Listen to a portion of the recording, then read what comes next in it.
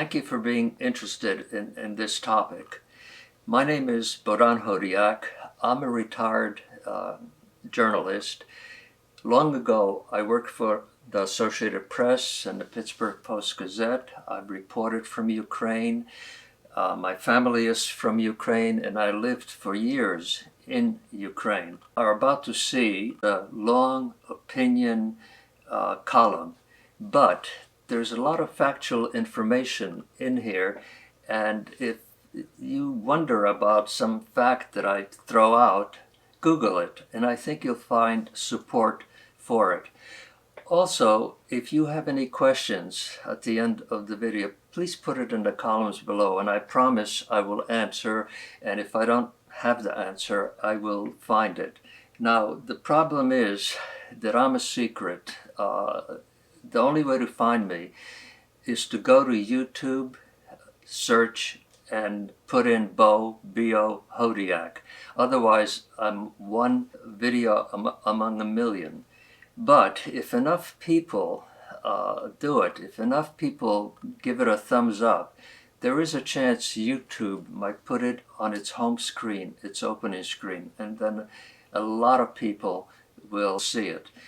In about a minute, I'm going to disappear from the screen, and you'll see photographs, diagrams, graphics, not many, because this is not a scholarly video. This is something like I'm talking to a friend and trying to tell them something. I got somebody else to do the reading, and the reason is I'm 85 years old and I have glaucoma, and they can do a much better job. And to have a script to read has its advantages because I've worked so many hours on the script. I made additions, subtractions, corrections, and so on, which you don't do if you just have some cards that you read from. I hope you find this video interesting, and here we go. Why Putin's ouster or death will not solve the world's Russia problem. To understand the headline, we have to go back many centuries when the Russian character was formed. We have to look at the mythology that makes Russians Russians and Ukrainians Ukrainians, and see what makes them different. But first, let me recount a story I heard decades ago from a teacher who liked to travel around different countries to teach in their high schools. He was a Canadian communist, so he even got temporary jobs in several Russian schools. This was in the 1970s. In a Russian high school, he said, if he gave an assignment to his class and sat in his chair watching his students, they would work at the assignment. If he left the room for a few minutes and then came back, there would be chaos in the classroom. In other European countries, especially in the Protestant countries, he said, if he did the same, the chances were that on his return, most of the students would be doing the assignment. Is this lack of discipline and subservience to authority a Russian character trait? We know that Russia has never had a real democracy. It has always depended on the man with the strong hand, whether czar or dictator. In the 1990s, Russia had a chance to move toward democracy and a fair society. Instead, a small number of former communists became predatory capitalists, grabbing an obscene amount of the country's wealth. But for the average Russian, the 1990s were a nightmare. They lost their jobs, their savings, often their pensions, and the pride of being a great power. For most Russians, democracy was a disaster. Many came to believe that only autocracy could save Russia from social chaos. So, slowly, they returned to the man with a strong hand, not realizing that Putin would create a kleptocracy, a mafia state. Around 1990, while a reporter in Ukraine, I got a chance to visit Peter the Great's estate outside St. Petersburg. It is breathtaking. Peter apparently had his eye on Versailles and came close to copying it. A lot of Russians felt pride that their leader could create such a majesty. But this majesty, this wealth, came from serfdom, a semi-slavery of the population. This repeated itself with oligarchs. They got their billions by capturing Russia's natural wealth: gas, oil, gold, rare minerals, and more. They did not earn their billions. They got them through nepotism and ties with Yeltsin and Putin. They got them through bribes and the ability to, quote, disappear, unquote, a top contender. A government that operates from the top down means that the down has very little value. The down has no power. Only members of the elite and the authorities are important. There are many examples of the devaluation of the average person in Russia. Stalin was willing to let several million Ukrainians die of hunger in 1932 and 33 to break their will and herd them into collective farms. When Western countries offered to send food, Stalin declined. In fact, at this time, Russia was exporting wheat. During World War II, German officers were amazed at the small value Russian officers placed in their men. They would have them attack impregnable positions again and again and be mowed down by machine guns again and again. Today, advancing Ukrainian soldiers have found piles of dead Russian soldiers left behind. Apparently, only dead officers were retrieved by retreating Russians. This attitude of devaluing people has now been reflected in the high casualty rate the Russian army has suffered in Ukraine. They just pushed us forward, one Russian soldier said after capture. A Ukrainian soldier said, "They have no strategy. They just destroy." Hard to believe, but Russian commanders apparently plan to push newly conscripted men to the front lines with little training. Russian society produces inferiority feelings in many of its citizens, who then compensate with the inferiority-superiority complex. In the 19th century, Russia's intellectuals wrote about the special Russian world and the special Russian soul, superior and deeper than in the decadent West. Russia had the God-given mission, they said, to become a third Rome. It was destined to conquer and save the West. But how did Russians become so attached to despotic leaders? And why did they put so much effort into imperialism? Starting with Ivan the Terrible, and over many centuries, Russia spread out into 11 time zones. Today, the Russian Federation contains 22 autonomous republics. They have their own languages and culture, and some are Muslim, and even Buddhist. But it is Putin who appoints their governors. What is now the Russian Federation took centuries to assemble. The armies of the Russian Tsar fought many bloody battles of conquest before subduing the natives. Conquest was especially hard for the Russians in what is now Georgia, Azerbaijan, and Czechia. So Russia is not really a country, but a federation of 23 republics. Read how some were conquered in the dramatic Sabres of Paradise by Leslie Blanch. The residents of most of these republics are very poor. So when Putin's recruiters showed up offering huge sign-up bonuses and offering $1,000 a month salary, many signed up. How did Russia become so authoritarian and imperialistic? By the 13th century, Kievan Rus was a major European kingdom. Its royalty married into European royalty, such as the King of France. The domes of its churches were covered in gold. Centuries earlier, the Kievan Kingdom was founded by Vikings who came from Scandinavia. The name Olga comes from the Scandinavian name Helga. Then came the catastrophe of 1240. The golden hordes of Batu Khan swept through Kiev, destroying the city and killing most of the inhabitants. Some of the elite, including priests, scribes, artists, and warriors, escaped north to Novgorod, Vladimir, and other towns, enriching their culture. Moscow was a village at this time. But though the Russians were in the distant north, they did not escape the Mongols. Their elite was allowed to rule, but had to heavily tax the population and bring the loot annually to Mongolia. This continued for generations, some 150 years, until the Mongols started warring with the armies of Tamerlane, the conqueror of Asia. That weakened them militarily.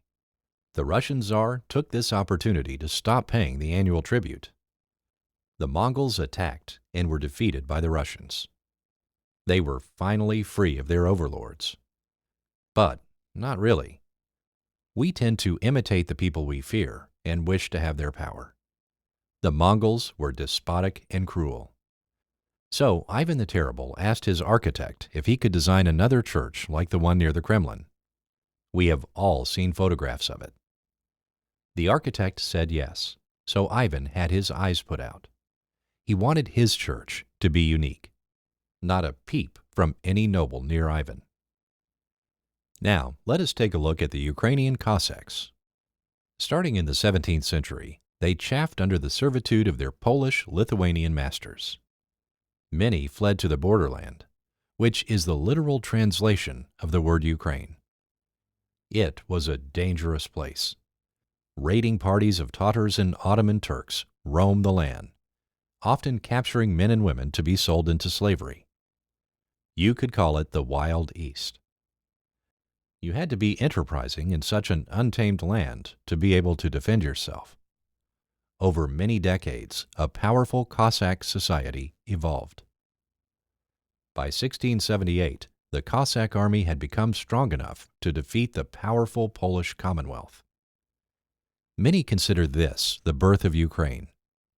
In 1710, the Cossack nation and its leaders adopted a constitution, which Ukrainians say was the first in the world. Well, there was England's Magna Carta. So, the Ukrainians and Russians were different. The mythology and battle cry of the Cossacks was freedom. They elected their leaders, the hetmans, and they told them, "We elected you, and we can depose you. You work for us." Power came from the bottom up. The governing style of the Russians was inspired by the Mongols. Their leader was supreme. Power was from the top down. Some 150 years under the Mongol yoke made that seem natural. You controlled the population by force, punishment, and fear. Authority, authoritarian authority, was everything. If you've seen Nikolai Gogol's play or movie, The Inspector General, you can see dramatized how local officials quaked before authority. In fact, Gogol can be credited with beginning the great debate over the Russian soul, after his novel Death Souls was published in 1842. Gogol was Ukrainian, but wrote in Russian. He was born in Poltava, Ukraine, and had a father who wrote plays in Ukrainian that were performed locally. Gogol's novel was more about the corrosive effect serfdom had on the landowners, the soul owners, and what later began to be defined as the Russian soul. It allowed Russians to feel separate from the decadent West and to feel superior. At the same time, there was envy of the West. During the 19th century, the language spoken in the drawing rooms of the Russian elite was often French. For generations, many Russians felt their empire was backward and uncivilized. At the same time, they often felt they were different from the West with its materialism and rationalism. They felt their Orthodox Christianity had a deep, mystical spirituality. Putin has attended church services standing next to Patriarch Kirill, head of the Russian Orthodox Church. Kirill supports Putin's war on Ukraine. He has called Putin a gift from God. Professor Alexander Dugin, who has been described as Putin's brain, wrote books with this message of a triumphalist Russia. In an interview a few years ago, he said, "We have our own Russian truth." Dugin predicted that eventually China would decline, leaving Russia the top power in Europe and Asia. Autocracy is the proper government for Russia, Dugin said. A war with Ukraine is inevitable, he wrote some years ago. Eventually, he said, Russia would control Eurasia, from Dublin to Vladivostok. Incidentally, Russia captured the region around Vladivostok, Lower Manchuria, from the Chinese in 1860. It had been in Chinese possession for thousands of years, and China wants it back. Autocracy, at least communist autocracy, gives a certain comfort to people. In the Soviet Union, the government provided your job, apartment, schooling, and medical care. In return, you obeyed and stayed out of politics. If the project failed, it was the government's fault. There was little sense of inner discipline or inner responsibility. Did the tractor or tank need oil? If no one was watching, the hell with it. Russians compensated for living in a country with little respect for the average person by triumphalism and grandiosity. I am fluent in Ukrainian and can understand most of Russian, so I watched some man-in-the-street interviews of Russian reporters in St. Petersburg and Moscow. This was only a few months ago. The reporter's question was, "What do you think of Americans?" The predominant answer was fat and stupid. But maybe the television editors wanted to make a point and threw out all positive views of Americans. A few months ago, I watched a Ukrainian documentary on how Ukrainians were depicted in Russian films in the past 2 decades. I was surprised at the virulence in the films, the disrespect. Ukrainians were stupid, peasants, comic figures, yokels. The filmed works of Gogol were twisted to make him a Russian patriot, which he was not. Ukrainians were not fit to be leaders or managers, but servants. I listened to an intercepted phone call of a Russian soldier telling his mother, "The Ukrainian army is the best." His incredulous mother replied, "What? The Hohods?" For English speakers, it is something like saying, "What? The yokels? The yokels?" The son repeated what he had said, and the mother replied, "Holy cow!" To be defeated by Ukrainians will be a total humiliation for Russians, and they will seek revenge at any cost. They will regroup, and after a few years, the beast from the east, will attack again. Any peace agreement signed by the Russians is written on toilet paper. Russia was not defeated, they will say, by puny Ukraine, but by NATO and America. They will hone their weapons and wait for their chance to attack. A poll taken 2 weeks after the start of the war showed that Putin's approval ratings had zoomed up to a staggering 84%. Another poll taken in mid-September, 6 months after the start of the war, showed an approval for the war at 70%. I was also struck by another finding of pollsters.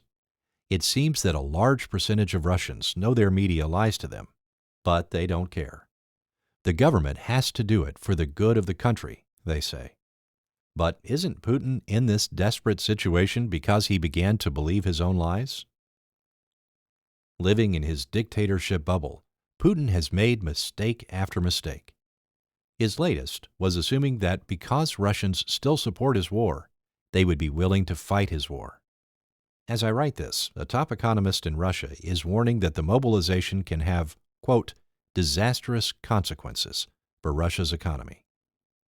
Russians live in the empire of lies.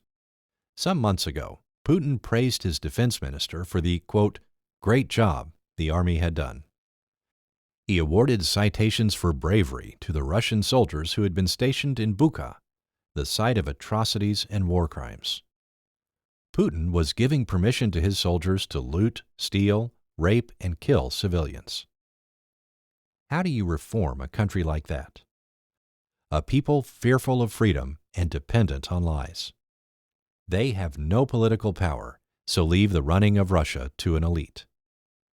Russians are among the most depoliticized people in the world. It's as if they don't feel they are citizens of Russia, but only its inhabitants. Look what just happened after Putin's partial mobilization. Tens of thousands of men suddenly dashed for Russia's borders. They were for the war, but it wasn't their war. For generations, most Russians have preferred to stay out of the captain's cabin. The direction the ship took was the captain's business. Now they are discovering that the captain is drunk and the ship is heading for the rocks. For decades now, Russia has convinced the West that it is a major power. It boasted that its army was, quote, the second best in the world. Yet its economy is smaller than the economies of Texas or California. The life expectancy of Russian men is among the worst in the world. Alcoholism rates in Russia are among the highest in the world. But Russia has nuclear arms. I have researched battlefield nuclear weapons. They have been around since the 1960s. But in the past 60 years, not one army, not one country has used them. Is it because they were so kind and honorable? No, it was because they decided that battlefield nuclear weapons were not practical or effective. They would not win the war. An article you can find on the internet called "What the Experts Think" said this: tactical nuclear weapons have very limited effectiveness against ground force targets. Besides, if the wind direction changed, it could blow the radioactivity back on the Russian soldiers. In eastern Ukraine, the winds generally blow from west to east, right at Russia. Putin, using tactical nuclear weapons, will really cross a red line and shake up the world. Even China and India may condemn this. Russia would become even more isolated. So, what is left? To nuke Europe or America? Even if Putin gives the order, I doubt it will be carried out. Russia has a multiple approval system. Putin cannot do it alone. Also, according to Russian doctrine, Russia must be attacked and its survival in danger before nuclear arms can be used. Besides, the people who have to push the red buttons would know that they are being asked to commit suicide, kill their families, and destroy all of Russia. Today, there is no such thing as a successful sneak nuclear attack. There is only mutual destruction. Is Putin up to it? Look how terrified he has been of the COVID virus. He has isolated himself for almost 2 years.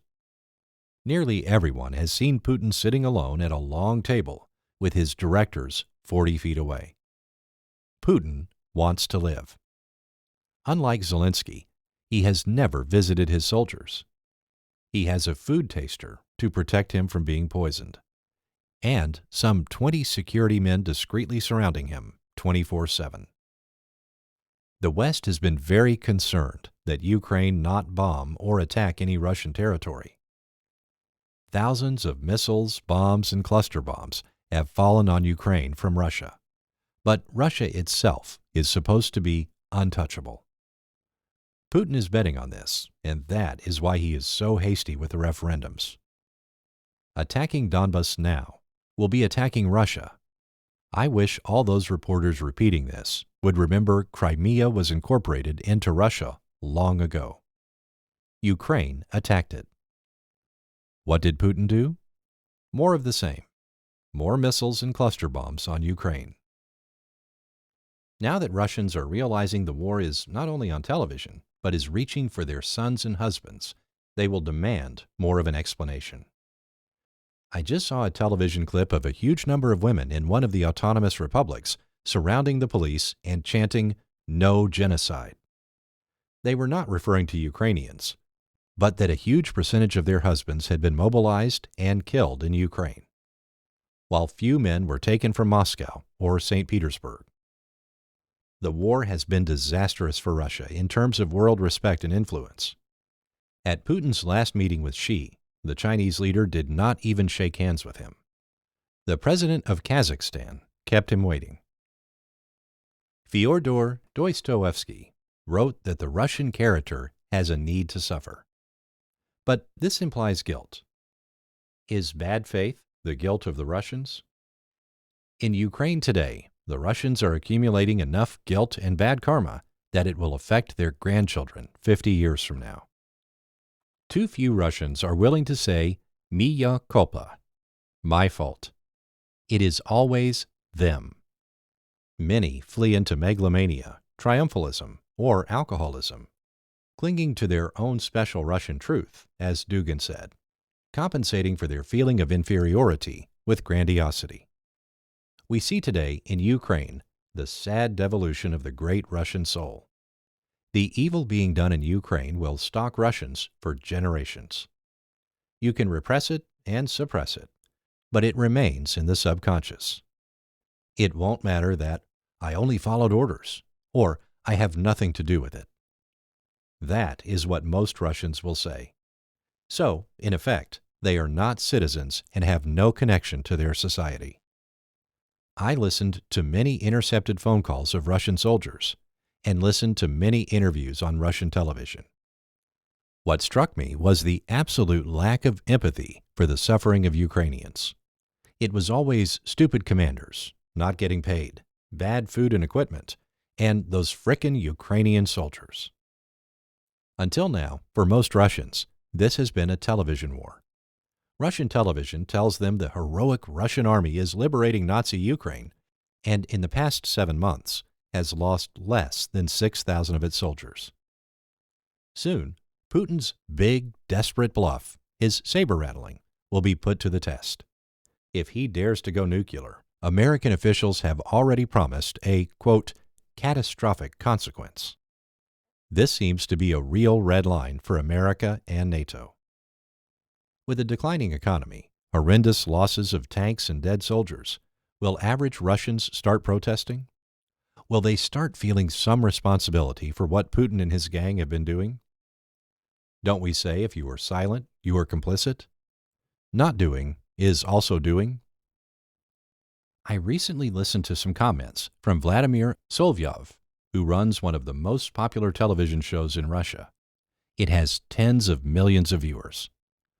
What Solovyov does is make Russians feel good and proud about their country's invasion of Ukraine.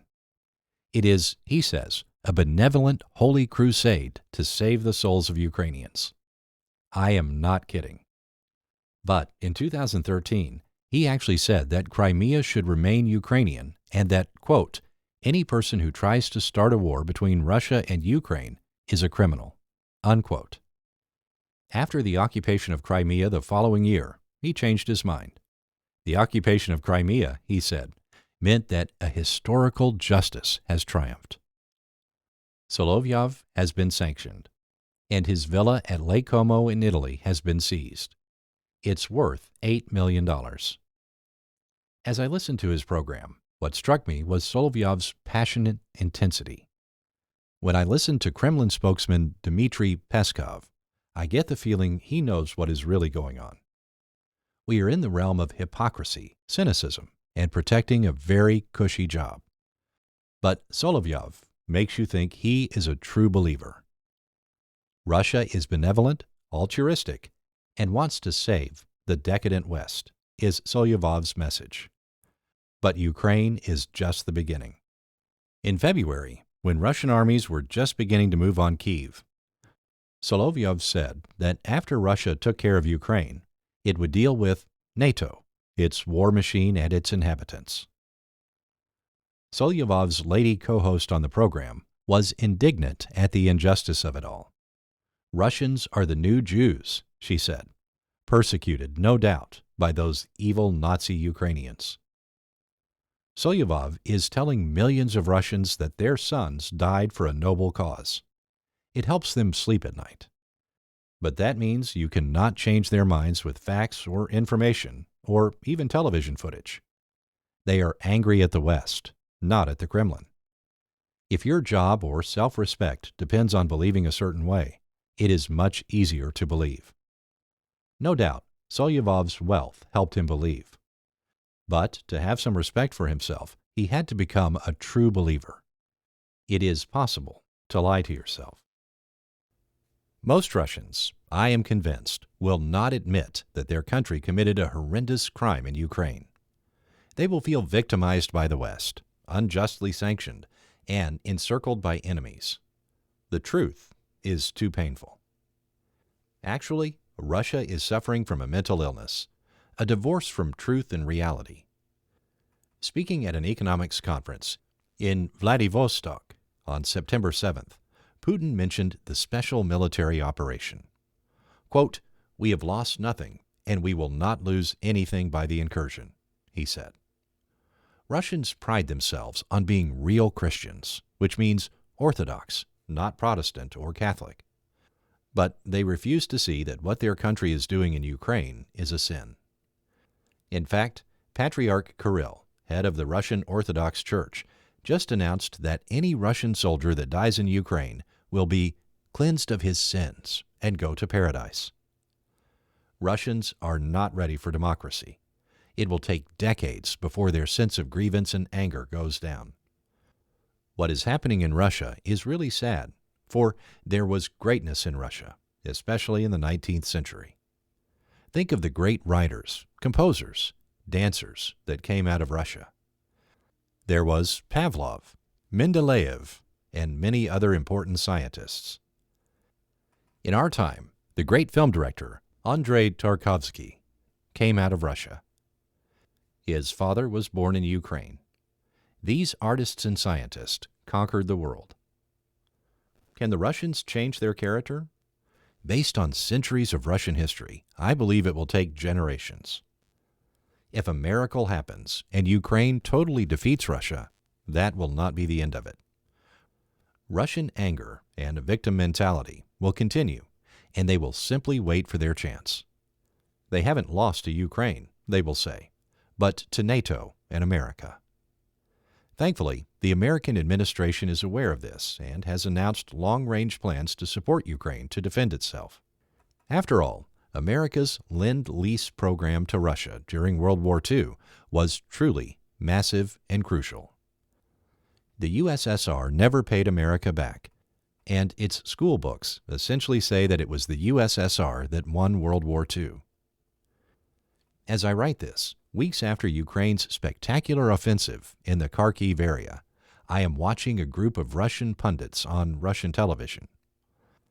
There is no soul-searching, only complaints the invasion is not working. The only criticism comes from the hawks who say Russia is fighting with one hand tied behind its back. There is one pundit that is saying emphatically that Ukraine is not a country, and the Ukrainian language is just a dialect of Russian. This after 7 months of war in Ukraine. Russia is fighting a country that does not exist. The fact is, the Ukrainian language grew out of Kievan Rus 1,000 years ago. You could say Russian is a dialect of Ukrainian. Most people don't know that it was Peter the Great who named his empire Russia. He essentially stole the name from ancient Ukrainians, from Kievan Rus.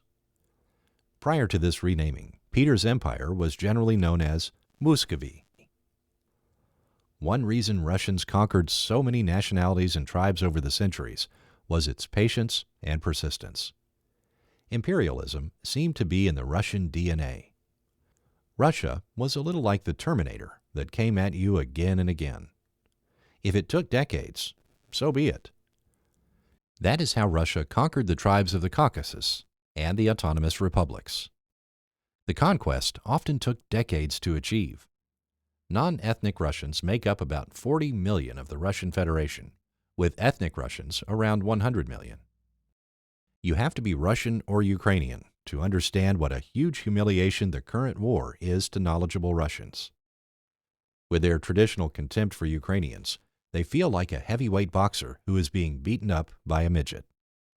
In fact, Putin and his gang were surprised and indignant that his midget has gotten so much help from the West. If the Russians see themselves as a great empire, or a nation that must become a great empire, they will be a menace to other countries. Currently, much of Russia's elite do not see themselves as a country, but as an empire, or a wannabe empire. That is why the demise of Putin will not solve Russia's problems. Putin is not the cause of Russia's problems, but its symptom. It is a society that incorporated into itself the ancient Mongol style of ruling based on conquest, force, and fear. Exactly the same as Nazi Germany. But this style is unnatural, not in line with nature. Nature is organic and operates with give and take. It incorporates all of its parts into itself. Both religion and psychology urge us to take responsibility for our actions, to see ourself as part of the whole. When this law of nature is broken, you get cancer, the wish to expand and dominate. Cancer cells are very successful in the beginning, but eventually kill their host, committing suicide. We are seeing the destruction of Russia before our very eyes. Its one last vestige of respect in the world, its military power, has been ripped away by Ukraine. Much of the world sees Russia's leader as an immoral, cruel, incompetent demagogue, intent on being the new Peter the Great. Maybe in a generation or two, Russians will realize autocracy and dictatorship creates a certain stupidity in the nation's military and its economy. After a century of industrialization, Russia has been unable to produce consumer products the world wants. Most Russians with a little money don't want a Lada car or a Russian appliance. Russia's consumer exports last year made up 2% of world exports. This compares to 24% for the USA and 18% for China. In a year or two, Russians will painfully discover how much their economy depended on outside technology, investments, machinery, spare parts, Western software, and much more.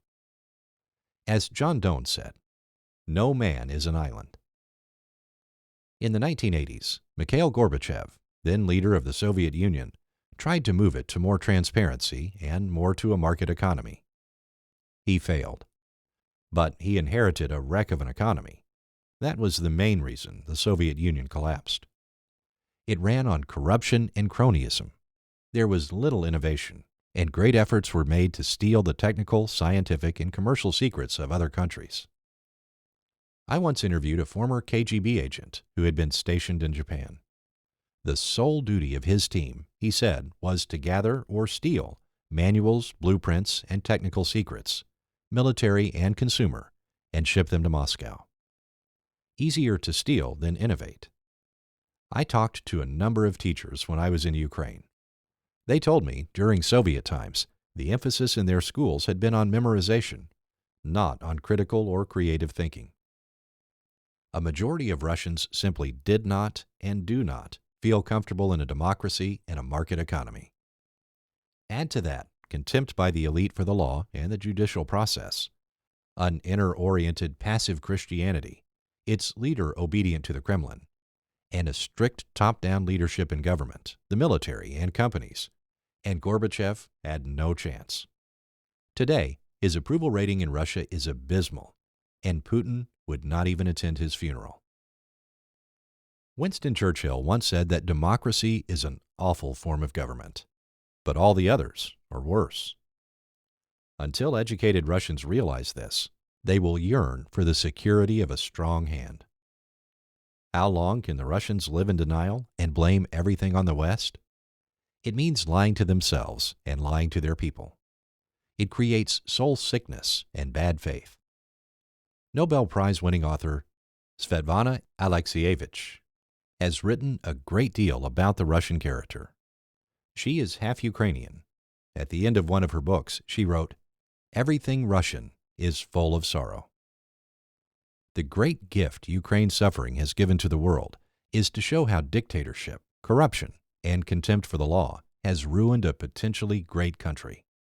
It has produced a second-rate military, a country unable to innovate at a world-class level, delusions of competence and glory, and a reputation as a dishonorable, criminal nation. It has also revealed to the world the cruel underbelly of Russian imperialism. Putin's exit will not solve Russia's problems or its threat to the world. The real problem is the state of Russia's current culture. Welcome again. I'm glad that you took the time to listen to it because most YouTube videos are 8 minutes long, so thank you very much for your patience. My son saw the video and he said, "Dad, there are also a lot of good Russians." Of course there are. There are many great Russian souls from the past 2 centuries. I could give you a list that's a mile long. Think of Leo Tolstoy. He was not only a great novelist, but he wrote books like The Kingdom of God is Within You. He had a great influence on Mahatma Gandhi when Gandhi was young. As you know, he was the liberator of India. There was Anton Chekhov, the playwright. More than 100 years ago, he wrote plays that today are still being performed all over the world. Chekhov once said that I have slowly squeezed the slave from myself. And I think something like this has happened to many Ukrainians, especially in the past 30 years. They've slowly squeezed the slave out of themselves, and they will never permit to be dominated by Russia again. Now, talking about good Russians, just a few days ago, there was a tragic incident in Russia.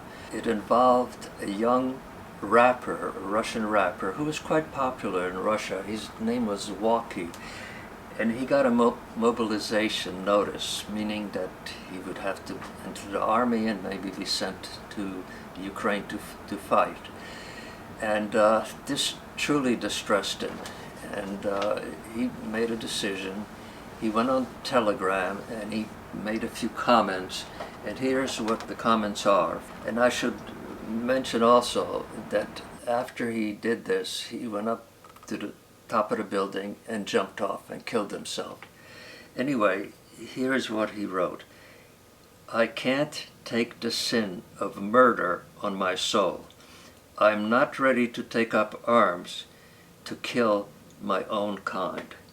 Now, I wish there were more people like Walkie, but I don't mean people who do what he did, but people who would go into the street with a placard saying, "Leave Ukraine." Because just think, if 50,000 Russians would go to the Kremlin and demonstrate, Putin's black helmeted goons would be helpless. You cannot arrest thousands of people. Even if they arrested someone and wanted to take him to the bus, they would be surrounded by 200 people, and they couldn't do it. Look what happened in Ukraine only 8 years ago. They had a president, Viktor Yanukovych, who was really a world-class thief. He and his family and people surrounding him stole billions from the Ukrainian government treasury. And it wasn't only that, but there was no law, there was no justice. The law was Yanukovych. The Ukrainians finally got totally fed up, and they started congregating in the Maidan, which is the center of Kyiv. And it wasn't 5,000, it wasn't even 50,000, it was 100,000 people who were demonstrating. And this frightened Yanukovych, and he sent a special squad of his goons with sniper rifles to go to the roofs and start shooting at the people. And that's what they did. They shot to kill. And they killed more than 100 people at that time. And nobody ran. A few days from that day, it was Yanukovych who ran to Russia for refuge. Now look what is happening right now in Iran. Iran is just as repressive as Russia. As you can see, many people are being killed in the demonstrations. But again, they have 50,000 and 100,000 of people demonstrating all over the country. We don't know what will happen yet, but this will make a mark. Even if they are defeated right now, it will continue. I have seen many videos on YouTube with the big question, why did Putin invade Ukraine? And I can tell you, I can give you the answer to that.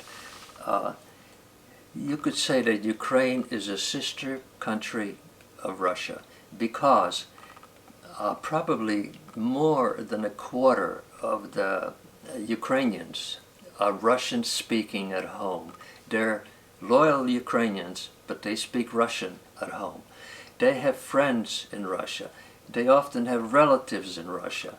They participated in the culture of Russia. So you could call them a sister country. But what was happening in Ukraine that was not really happening in Russia? Ukraine got rid of this thief autocrat and started to have a true democracy. It started fighting the corruption it inherited from Soviet times. The economy started to rise. I once visited in Kyiv a little center that I might call Little Silicon Valley. There were software people there were computer people there, and entrepreneurs. I even worked in Lviv at a computer software company that was doing work for Google and Microsoft. So Ukraine was rising, it was entering the modern world, and Putin could not bear that. He was scared of that because he knew that young Russians would start asking, well, if this is happening in Ukraine, why not in Russia? Why do we have to be in a mafia state, in a kleptocracy where the top 500 have most of the wealth? So he had to squash Ukraine. And he was naive and ignorant because he was in his own bubble. And people told him what he wanted to hear. So he thought Ukraine was a pushover, it was not really a country, etc. And he went in. And he made the biggest mistake of any Russian leader of the last 200 years. I think the biggest gift that the suffering of the Ukrainians, the incredible destruction that is happening in Ukraine has given to the world is to finally rip the mask of Russia. People now really see what Russia is really like. They see its ability, its intelligence, and what it's all about, which means that the West will now be able to deal better with Russia. Because 30 years ago, there was a lot of thought, well, let's be nice to Russia. Hillary Clinton talked about resetting the relationship, and this way slowly Russia will join the family of Europe. But they didn't appreciate or know about what I have talked in this video, that autocracy and imperialism is in the DNA of Russian culture. That has been its calling card for almost 1,000 years, since Ivan the Terrible, which means that even if Putin is gone, the problem will remain. It's not hopeless. It might take a generation or two, but I'm so glad that the American government and President Biden realized this, and they have promised to give long-term help to Ukraine so it can defend itself. Because, as I said in my video, this is not the end for the Russians. They're very much humiliated, and they will want, quote, revenge, unquote. Now, I just read something that many people know, but some forget that 2/3 of the Republican representatives in Washington have been unwilling to accept President Biden as president. This is pretty shocking, because I can tell you that if Trump had been reelected today, Ukraine would be a police state. Zankovsky, his top generals, and all the people around him would be dead, and Putin would be sitting in the Kremlin with a vodka glass, clinking glasses with Viktor Yanukovych. What you are seeing on the news today is truly, truly historic. You're seeing the decline and fall of a potentially great country, Russia, because you cannot have a country that has so much immorality, so much criminal activity, such an imbalance between the rich and the rest of the population, without it affecting and decaying the society. This is what happened with the Soviet Union. It collapsed because of all the corruption and the cronyism, and really the lack of respect for law and justice. And this is what happened in Russia now.